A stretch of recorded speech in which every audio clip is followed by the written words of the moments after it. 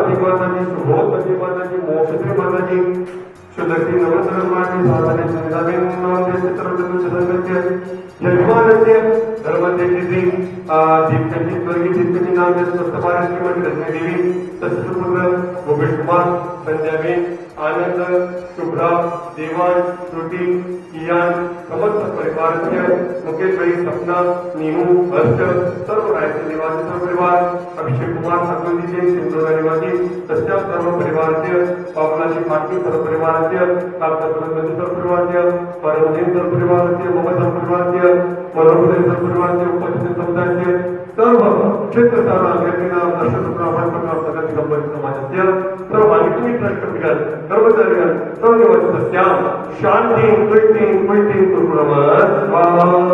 चिंतामणि पाठ और भगवान जी के शिक्षणों में आइए दिनांक 6 को प्रारंभ करें। उसके पूर्व आज अभिषेक अतुल कुमार जी जैन सिंदूरा निवासी इस बालक का जन्मदिन है। हम इस मंच से उनके उत्कृष्ट स्वास्थ्य की उज्ज्वल भविष्य की मंगल कामना करते हैं और मांगी जी के मुन्ना गोपाल पाठक जी के श्री चरणों में उनके परिवार के द्वारा शांति लगी होगी। परंतु आप भी अपने जन्मदिन के शुभ अवसर पर हो, विवाह के वर्षगांठ के अवसर पर हो या कोई भी मांगलिक प्रसंग बने, निर्माण भूमि को याद करें। इससे 2 काम हो जाते हैं। एक तो आपके परिवार के द्वारा यहाँ शादी का राशि भी संपन्न हो जाएगा और एक दान परंपरा अपने परिवार में भी निर्बाध रूप से चलती रहेगी और दान से ही हमारे सारे कार्य भी सिद्ध हो जाया करते हैं। आने वाले 7 जून को हम बड़े भव्यता के साथ रवि पूर्णिमा महोत्सव के अंतर्गत बाबा पाठक जी का भव्य मंगलाभिषेक संपन्न करेंगे, जिसमें आप अपने परिवार के द्वारा शांति धारा हो, कलश हो, दूध धारा हो, सरोजनी धारा हो, अवश्य करवाने के पुण्य सौभाग्य को प्राप्त करें। हमारे दिए गए नंबरों पर आप संपर्क करें और सभी योजनाओं से जुड़े। यहाँ पर भगवान राम, हनुमान इत्यादि महान आत्माएं जब मोक्ष गई, वह भगवान मुनीश्वरनाथ जी का काल था और यहाँ पर भगवान मुनीश्वरनाथ जी की 20 फीट ऊंची प्रतिमा, 250 सीढ़ियों के ऊपर 4 दर्शन हैं। उसमें भगवान मुनीश्वरनाथ जी की चतुर्थकालीन प्रतिमा। आइए मांगी तुंगी आने के बाद समस्त पहाड़ की वंदना करें और इस सिद्ध क्षेत्र के जीर्णोद्धार में अपनी चंचल लक्ष्मी का सदुपयोग करें। एक पुराने कमरे का जीर्णोद्धार करना हो और उसका नूतनीकरण करना हो तो 2,51,000 रुपये में आपके नाम का पट्टिया उस कमरे का जीर्णोद्धार किया वहां पे लिखा जाएगा। नूतन धर्मशाला में कई कमरों का डेकोरेशन होना है, वहां भी उनके नाम का पट्टिया लगेगा 1,51,000। ऐसे महान भूमि पर आपके परिवार का, आपके नाम का तख्ती लगे, इसकी भावना है। जहाँ लाखों रुपए दान देते हैं वहां तो सभी देते हैं, लेकिन जहाँ सही में आवश्यकता है वह अपनी निधि का उपयोग करें।